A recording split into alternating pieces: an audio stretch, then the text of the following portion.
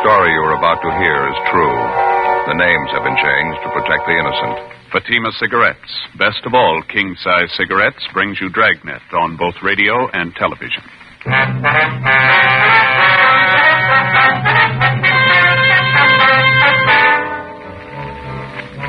You're a detective sergeant. You're assigned to homicide detail. You get a call from the receiving hospital in your city. A dead body has been left in the hospital elevator. There's no lead to the identity of the corpse. There's no apparent cause of death. Your job, investigate. Compare Fatima with any other king-size cigarette. Yes, compare Fatima with any other king-size cigarette. 1. Fatima's length filters the smoke 85 millimeters for your protection. 2. Fatima's length cools the smoke for your protection. 3. Fatima's length gives you those extra puffs, 21% longer than standard cigarette size. Fatima gives you more for your money. And in king-size Fatima, you get an extra mild and soothing smoke, plus the added protection of Fatima quality. Buy Fatima in the bright, sunny yellow pack. Best of all, king-size cigarettes.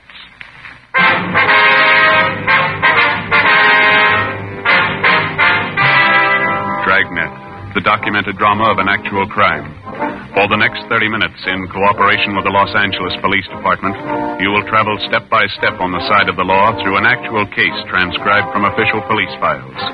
From beginning to end, from crime to punishment, Dragnet is the story of your police force in action. It was Wednesday, November 9th. It was foggy in Los Angeles. We were working the night watch out of homicide detail. My partner's Bill Lockwood. The boss is Captain Lorman. My name's Friday. It was 11:28 p.m. when we got to the 3rd floor at Georgia Street Receiving Hospital. Dr. Terrell's office. Friday, glad to see you. Been waiting for you. We made it as soon as we could, Doctor. I'd like to have you meet my new partner, Bill Lockwood. Dr. Terrell, Bill. How are you? I think I've seen you around, Lockwood. Yes, sir. How are you? I understand you got a problem, Doc. What's the story? Odd one. Happened a few minutes after 11. You want to sit down a minute? I'll fill you in before we go back and take a look at the body. Thank you very much. I understand it's a woman, that right? Yeah, Grace Morgan. She's the night nurse on duty. She told me she was sitting at the desk checking over some patients' cards. It was about 5-10 minutes after 11 when she heard the elevator come up. Mm-hmm. She heard the elevator stop and the doors open. Kept on checking the cards there, didn't pay any attention to it, and then she realized nobody got out of the elevator. She looked up, and the elevator doors were still open. She saw this young woman slumped over in a wheelchair sitting there in the elevator. The woman was alone, was she? That's right. The nurse went over and wheeled her out of the elevator. The woman was wearing a nightgown, a bathrobe over that. She was unconscious. Nurse called me. The two of us took the woman into a treatment room. I examined her. She was dead. Any indication how long? The body was still warm. She'd only been dead a short time. Any idea of the cause of death? I noticed a couple of abrasions on her right shoulder, another one in the right temporal region. Not positive, but I don't think any of them were severe enough to cause death. No other markings at all? No, she seemed to have been in good physical condition. Noticed a strong smell of alcohol, though. Could be she'd been drinking. Is the nurse pretty sure the woman came up the elevator alone? Possibility one of the attendants might have brought her up? No, I checked with the attendant on duty down in the first floor lobby, Ray Collins. He didn't bring her up. He said a man came in the lobby about 11 o'clock. Said he had a sick woman out in his car. He asked for a wheelchair to bring her in. Ray asked if he could help, but the man said he'd take care of it. That's all Ray knows about it. He let the man have a wheelchair, then he went in the back room to change some linens on the ambulance stretcher. Mm-hmm. Any possibility one of the other attendants might have brought her up in the elevator? No, Collins was the only attendant on duty. Mm-hmm. I'd like to talk to him. Is he still around? Yeah, I knew you'd want to see him. He was off duty 11:30. I held him over. He's down at the corner having a sandwich. He ought to be back in a few minutes. And what do you figure, Doctor? Think the woman could have operated the elevator herself? Possible. Not too probable, though. It's a self-operating elevator, automatic. Mm-hmm. Someone could have wheeled the woman into the elevator, pushed the button for the 3rd floor, and then stepped back. Would have taken her straight up. Yeah. The nurse is sure the elevator didn't go back down after it got up here, huh? Positive. She heard the elevator doors open. They stayed that way. She kept waiting for someone to come out, and that's what attracted her attention. Say, how about identification? The woman have a purse with her or anything like that, Doc? No, all she had was what she was wearing, nightgown, slippers, and bathrobe. Let's go back and have a look. I'll show you. Okay, thank you. You say the only markings on the body are those abrasions on the shoulder and the forehead. Yeah, that's right. And you don't think that's why she's dead? You any ideas at all? I wouldn't want to say, Lockwood. Strange one. Going to have to wait for the autopsy. Well, how about the wheelchair the woman came up in, Doc? Where's it now? It's back here in the same room with the body. I gave notice it wasn't to be touched. I knew you'd want to check. Oh, fine. In here. All right to smoke in here? Yeah, sure. All right. Want a cigarette? No, thanks. Bill? No. Over here on the table. Nurse put the woman's clothing over there. Nightgown, slippers, bathrobe. I see. Seems to be a fairly young woman. I'd say in her early 30s. Nice-looking girl. Well-groomed. Notice her hair and fingernails. Well-kept. And bruise there on her head. Took a pretty good blow to cause that, wouldn't you say? Yeah, might even be worse than it looks. Hard to say right now. Other abrasions I was telling you about, right here along the clavicle, seem to be fairly distinct. 3 or 4 of them. That's all of them, huh? That's it. Like I say, we'll know more after they post the body. Take a look at the clothing over here. Want to check over the bathrobe, Bill? Yeah. There's no label here. Size marking, though. Size 34. Just an ordinary rayon nightgown. Seems to be fairly new. It's not damaged. Nothing on the bathrobe, Joe. Both pockets empty. No visible markings. Manufacturer's label here. Fairly common trade name. Laundry marks? No, none showing. We can have the crime lab check them over. How about the slippers? No, it's the same. Nothing. You fellas want me to notify the coroner? No, we'll get it, Doc. We have to call in for the crime lab crew anyway. Looks like a rough one. We don't even know what we've got. I can't figure it. If somebody murdered the woman, why'd they bring her here to die? Yeah. If she was sick or hurt and they were worried enough about it to bring her here, why'd they want to get rid of her? Leave her alone in an elevator. Yeah. Doesn't make sense. Somebody's got something to hide. Sure could use a lead. Man puts her on the elevator and sends her up 3 floors. Don't know who she is, how she died. Don't even know where she came from. Well, there's no choice. We'll just start at the beginning. Yeah? Ground floor. 11:52 p.m. The receiving hospital attendant, Ray Collins, returned, and we interviewed him in Dr. Terrell's office. He told us substantially the same thing the doctor had told us. At a few minutes past 11 o'clock that night, a man entered the lobby of the hospital and asked for a wheelchair to move a patient up to the 3rd floor. Collins stated he gave the man the wheelchair. The man refused his offer of assistance, and Collins went on about his work. He didn't see the patient. He didn't see any car parked outside, and he was able to give us only a partial description of the man himself. A male Caucasian, about 35 years old, short, heavy build, dark hair. The crew from the crime lab arrived and began their investigation. The body was photographed and fingerprinted, and the wheelchair was also dusted for prints. The clothing was packed up to be taken downtown for further examination. After the men from the crime lab left, Bill Lockwood began a canvass of the immediate neighborhood for possible witnesses. Meantime, I checked with the rest of the hospital personnel and the patients. They could tell me nothing. 12:30 a.m., I met Bill back at Dr. Terrell's office. How'd you do, Joe? Any luck? Talked to the nurses and some of the other attendants. They couldn't help any. Checked with the dispatcher on incoming and outgoing ambulances. Nothing there. What about you? No good. Most of the business places around here are locked up. Talked to the newsboy down at the corner. He was about the only one on the street. He didn't see anything. Sure going slow, isn't it? Might give Bergman a call, see if he's got the woman's prints classified yet. How about the coroner? Show up yet? Yeah, I think he's in there now. Yes, ma'am. Give me station 2557. Yeah, that's right. Latent print. All right, let me talk to Bergman, please. Right. Yeah, Dean, Joe Friday. No, we're still over at the hospital. You do any good on those prints? Uh-huh. Yeah, that's what we figured. How about her print? Mm-hmm. Okay, Dean, thanks. Yeah, right. Well, we're still batting 1,000. What do you say? They make her prints? Nothing in records on her. Dean's going to send along a set to Washington, see if they got anything. How about the wheelchair? Any prints there? Well, the nurses and Doc Terrell's, that's all. We figured on that, didn't we? Lousy luck. Sure is. I checked with missing persons while you were out. There's nothing there either. Well, that about finishes up here, huh? Yeah, we better get back to the office. Joe? Yeah, I Don. think I got something for you here. Yeah? Nurse at the switchboard got a call a minute ago. Man's voice wanted to know the condition of Carla Cheswick. Mm-hmm. Nurse checked the list of patients, didn't find anyone by that name. The man insisted she's here. The nurse asked him what time the woman was admitted to the hospital. He told her 11 o'clock tonight. Yeah? The man said, I know she's there. I brought her myself.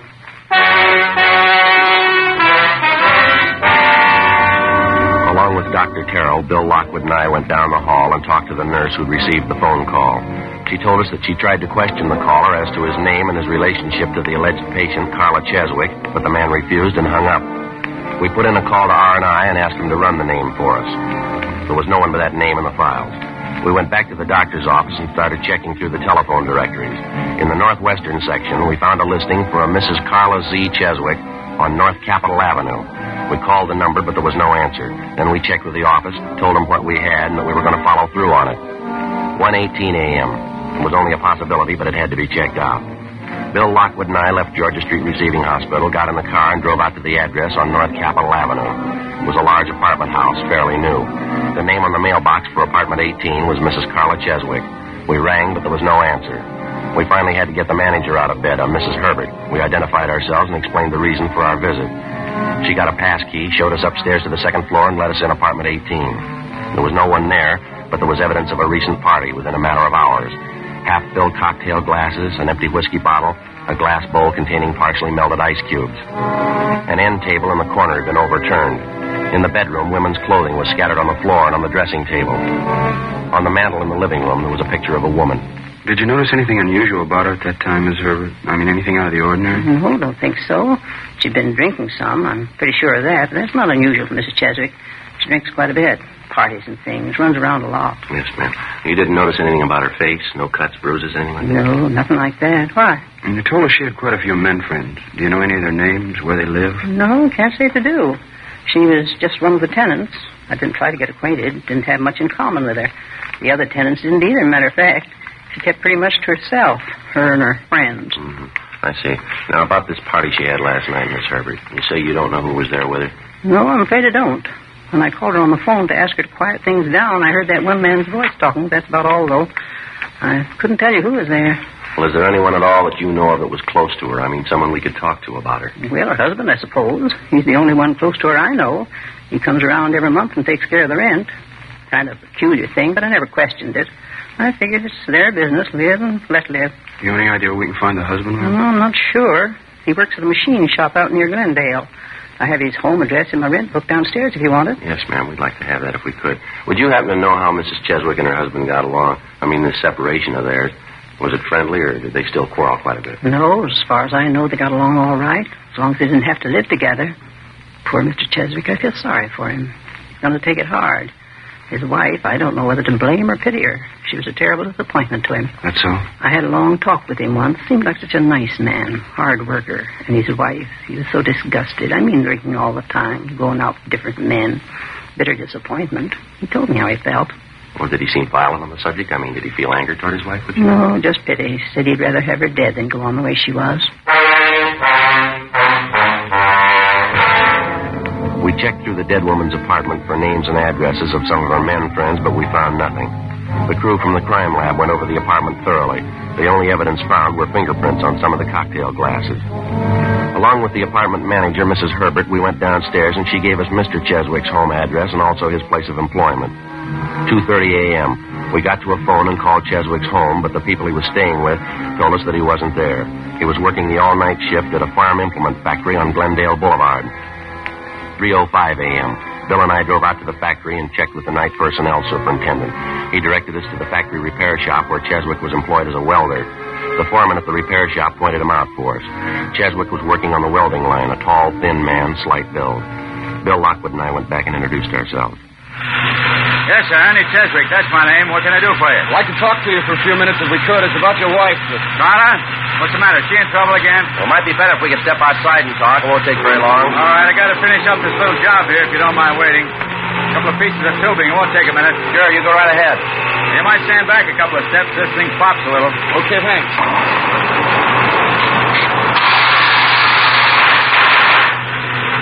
Too much oxygen. Have to light it again. Yeah, that does it.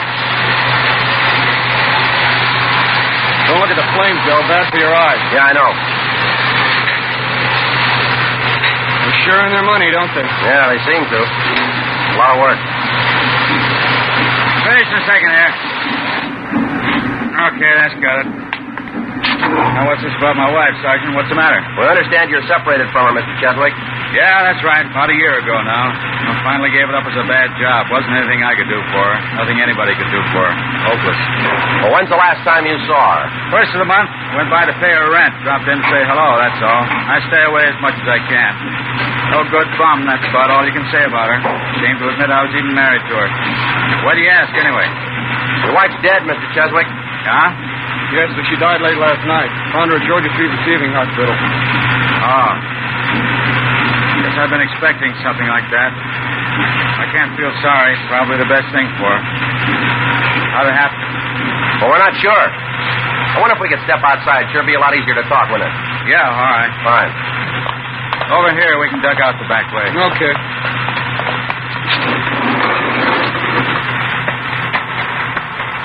You say they found her at Georgia Street, huh? What was it? She in an accident? Also, it doesn't look like that. We're going to have to wait for the coroner's report. What time do you check in at night for work, Mr. Cheswick? You're supposed to be on the job by 10 o'clock. I punched in before that tonight. Why? A routine question. I suppose the men around the plant will vouch for you. You checked in at 10 and you've been here ever since? Yeah, that's right. You can ask any of them. What's the pitch? You think I had something to do with it? Carla getting killed? Well, we didn't say that, Cheswick. Your wife's dead, and we have to check on all the leads, all the possible suspects. Well, I don't know how it happened, but I didn't have any. I lived 9 years with her. Lousiest 9 years of my life. Booze, parties, going out all the time. She wasn't a wife. She didn't know what the word meant. I understand she's been running around with different men lately. Do you happen to know any of them? No, I don't know. I couldn't care less. Stupid dame, Sergeant. That's the easiest way you can let her off. I tried to make a go of it. Wasn't any good. I worked for her, tried to give her everything she wanted. Didn't make any difference. Yeah? She's a bum. Some of them must be born that way, a bum dame. I could have killed her. I had reason enough to. I didn't. How about your wife's drinking habits? She do most of it at home, or did she go out to bars? Always at the bar. Only one place she ever went to. A place on 8th and Rosewood, right on the corner. Went there all the time, 6-7 nights a week. She'd hang over the bar all night. I just like to put up with that for 9 years, huh? Drinking, going off somewhere on weekend. How come it lasted that long, Cheswick? I don't know. I guess I should have had my head examined. Just a bum. I figured I could change her. Kept trying. Never worked out. After the drinking, she'd have these terrific headaches. It'd make her sick. I'd stay home from work and take care of her, wait on her hand and foot. She'd always make promises. Nothing but a liar. As soon as she got well, she'd start it all over again. Same thing. Yeah. Just a bum, a tramp. No good at all. No good. She's a tramp. No good tramp. Cheswick? Mr. Cheswick, is there anything we can do? Carla. She's dead. Carla.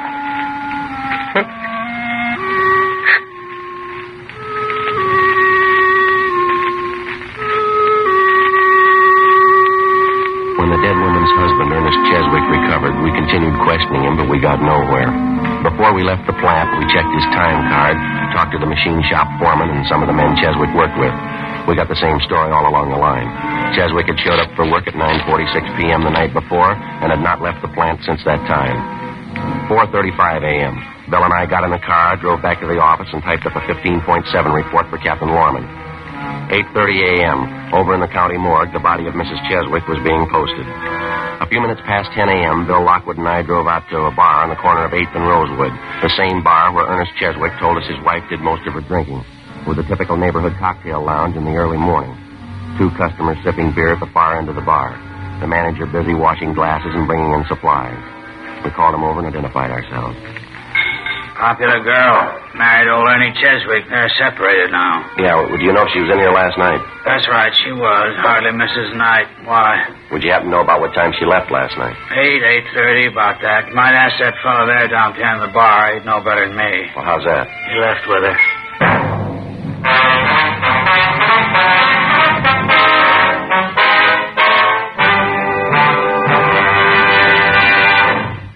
You are listening to Dragnet, authentic stories of your police force in action.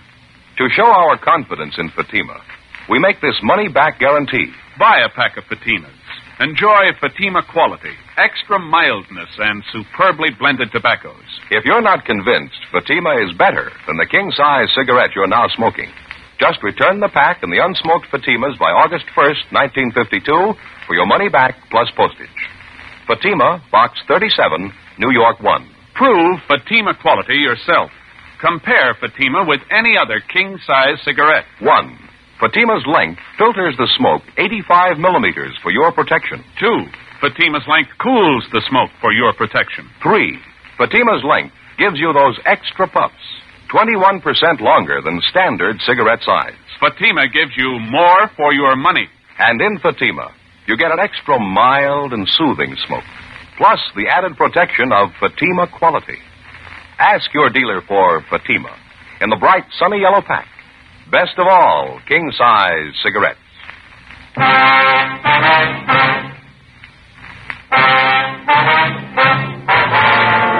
November 10th, Thursday, 10:14 a.m. The manager of the cocktail lounge pointed out the man at the end of the bar who was supposed to have left the place shortly after 8 o'clock the night before with the dead woman, Carla Cheswick. Bill Lockwood and I went up to the man, identified ourselves, and questioned him briefly. He appeared tense and highly nervous. He told us his name was John Gables, an assistant sales manager for a downtown jewelry concern. He didn't deny that he was in the bar the night before, but he refused to admit that he left with Mrs. Cheswick. He insisted he didn't even know her. We asked him to account for how he spent his time the night before, but he refused. We got in the car and drove downtown to the city hall. While Bill took the suspect to the interrogation room, I stopped by the R&I counter and had to make a run on Gables. He had no previous criminal record. I called the morgue, but there was no report on the autopsy yet. 10:52 a.m. I signed in at the office, briefed Captain Lorman on the developments, and then I headed down the hall to the interrogation room. We had a couple of drinks together, and that's all there was to it. You can ask anybody who was there. She got up and left by herself. I didn't go with her. Joe. Yeah. Gables here was just telling me he did see Mrs. Cheswick in the bar last night. Had a couple of drinks with her. Why'd you hold out, Gable? Why couldn't you told us that when we asked you? I didn't remember then. You came up to me in the bar, started asking questions. I got all rattled. Couldn't make any difference, though. I didn't even know her name. She had those couple of drinks with her, and then she got up and left. That's all. I didn't go out with her. And the bartender says you did. He's sure of it. Says he can get half a dozen other people to back him up. He's wrong. He's got to be. He's thinking of somebody else. Well, if you didn't leave the bar with Miss Cheswick, when did you leave? I don't know. About 5 or 10 minutes later, I guess. Where'd you go then? I walked around a little bit, got a little fresh air. And I went to a show. Which one? I don't remember the name of the place. It's on Rosewood, a couple of blocks down from the bar. What picture did you see? I'm not sure. I had a couple of drinks. You went to the movies. You don't even know what you saw. Well, I told you I had a couple of drinks. Feeling pretty good. I just don't remember, that's all. Not much of an alibi, Gables. What are you talking about? I don't need an alibi. A woman's dead, mister. You were with her the last time she was seen alive. I wasn't with her. I don't care what anybody tells you. I wasn't with her. This movie you say you went to, what time did you get out? After midnight, I think. I don't remember. Where'd you go after that? Bar, had a few more drinks, and then I went back to my hotel. Which bar was that? Place on West 7th. I go there sometimes. I know the bartender. What time did you leave there? Closing time, 2 o'clock, and then I went back to my hotel. You say you know the bartender there. I guess he'd be glad to vouch for you. I mean that you were there when you said you were. I don't know. Maybe not. He was pretty busy last night. Maybe he didn't notice me. How about your hotel? Huh? The desk clerk. Somebody like that. They should be able to tell what time you got in, don't you think? Well, they wouldn't know. I always carry my key with me. I go in the side door. They wouldn't know what time I got in. What are you trying to sell, mister? What are you talking about? You knocked around town from 8 o'clock last night till past 2 o'clock this morning. You can't think of anyone that could vouch for you, where you were, what time you got there, what time you left? I can't think of anybody right now. I don't take down names and addresses every time somebody looks at me. What's the difference anyway? I didn't have anything to do with the girl. This difference, Gable. The attendant at the hospital, he got a good look at the man who came in and asked for that wheelchair. He gave us the man's description. It fits you pretty close. So what? It doesn't mean anything. He could make a mistake, too, just like that bartender. They're all wrong but you. Is that what you're trying to say? Look, as far as I'm concerned, I only got one thing to say. I had a couple of drinks with Carla last night, and that's all. She left by herself. I didn't even go near the apartment. How'd you know she had an apartment? Well, you told me. You said so. No, we didn't say anything like that. And I guess I heard it around the bar. Maybe she mentioned to me. Yeah, that's probably it. Why don't you come off it, Gable? Come off what? I don't even know what you're getting at. We want a straight story, and we're not getting it. You told us you didn't even know the Cheswick woman before last night. You didn't even know her name. That's right. Then why'd you say Carla just a minute ago? You said I had a couple of drinks with Carla. I say that? That's what you said. Maybe I just hadn't remembered. I was drinking quite a bit, talking to her. Maybe I just remembered it. Won't do, Gables. Story doesn't hold water. How about it? I don't know. I was drinking quite a bit. A lot of things I don't remember. How about giving it to us straight? What do you remember? I thought about it all night. The more I went over it, the worse it got. I just couldn't remember. I knew what it would sound like in court. I couldn't tell it that way. You couldn't tell what? I didn't kill her. I didn't even touch her. You got to believe that. Yeah.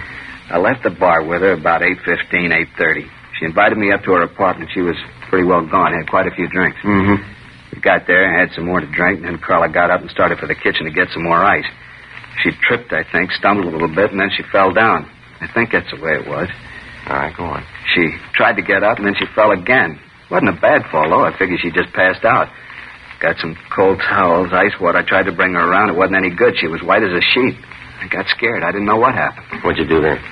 I don't remember. I just kept trying to bring her around. I don't remember any of it very well. I don't even know why she fell down. You think you could have hit her, Gables? You think maybe that's why she fell down? No. I don't know. I don't think so. I don't think I was mad at her for anything. I think we were having a pretty good time. I just don't remember, that's all. I'm not sure about any of it. Lousy booze, no good at all. Did you kill her, Gable? No, Sergeant, I swear it. As far as I can remember, I didn't. We were having a good time. That's all I know. I know I wasn't mad. I'm not a nasty drunk, not as far as I can remember anyway. What'd you do when you couldn't revive Mrs. Cheswick? You brought her to the hospital? Yeah, the shape I was in, I couldn't figure anything else to do. I got her in the car, drove her down to Georgia Street. I put her in the elevator, pressed the button, and sent her up. I'm a married man, you know. I didn't want any scandal and didn't want to get involved. You didn't kill her. Is that what you want us to believe? I don't know what to tell you. I don't remember. If I killed her, I think I'd know it. I'm sure I would. I just don't remember. I'll get it. Interrogation room, Friday talking. Yeah, Arthur. That's so. Just a second. All right, I got a pencil now. Go ahead. Uh-huh. You sure? How was that? I see. No possibility, huh? Yeah, I see. Okay, Arthur, thanks a lot. Yeah, sure, we'll pick it up later. Bye. Yeah, Jim? Coroner's report. Just finished the autopsy. It's all right, Gable. Huh? It's all right. It's all cleared up. What do you mean? Well, you're free to go if you like. We're not going to hold you. What's the pitch, Joe? Coroner's report. Primary cause of death was a massive cerebral hemorrhage into the ventricle. Could have been a blow on the head, couldn't it? You figure that could have done it? No. Secondary cause was a brain tumor, a big one. Coroner says she's had it for years. Must have caused her a lot of pain. Probably would have accounted for the drinking. And the tumor wrote on the hemorrhage. That's what's killed her. That's it. Coroner says erosion of the blood vessel by brain tumor. Probably grew, caused pressure on the blood vessel, finally gave way, caused a hemorrhage, and that killed her. And she just died. That didn't have anything to do with it. She died and I didn't kill her. Yes, sir, that's right. You're free to go if you want. Thank God. You know, officers, I'll tell you the truth. I didn't know the answer. I didn't know if I killed her or not. I really didn't. Drinking so much, I came to, and there she was dead. I didn't know what happened. I really didn't. I didn't know the answer. Well, you're one up on us, Gable. Huh? We thought we did.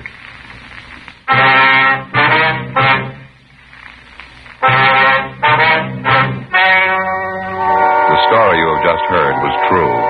The names were changed to protect the innocent. On Thursday, November 10th, the meeting was held in the office of Captain of Homicide. In a moment, the results of that meeting. And now, here is our star, Jack Webb. Thank you. Friends, there's not much I can add to what George Fenneman and Hal Gibney have already told you about Fatimas. If you smoke them, I know you'll agree with me that Fatima is the best of all king-size cigarettes. If you haven't tried them yet, well, there's only one way to prove it to yourself, and that's to buy a pack and give them a try. I wish you would kind of check up on what we've been telling you. Compare Fatimas with any other king-size cigarette. You'll like Fatima's better flavor and aroma. It's extra mild and soothing smoke. In Fatima, the difference is quality. Buy a pack tomorrow. Fatima.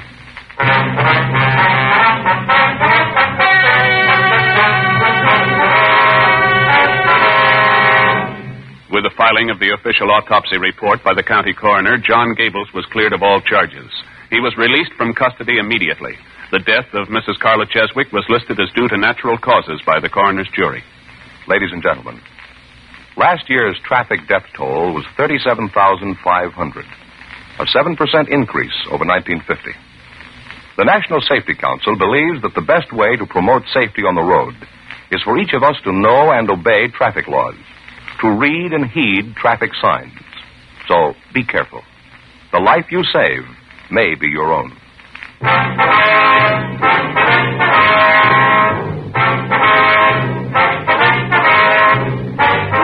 You have just heard Dragnet, a series of authentic cases from official files. Technical advice comes from the Office of Chief of Police W.H. Parker, Los Angeles Police Department.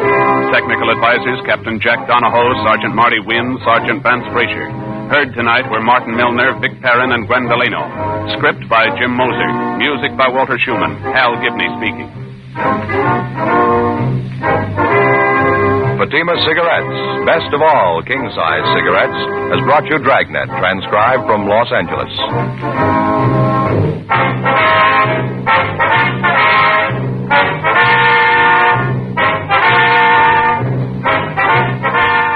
Now it's Counter Spy on NBC.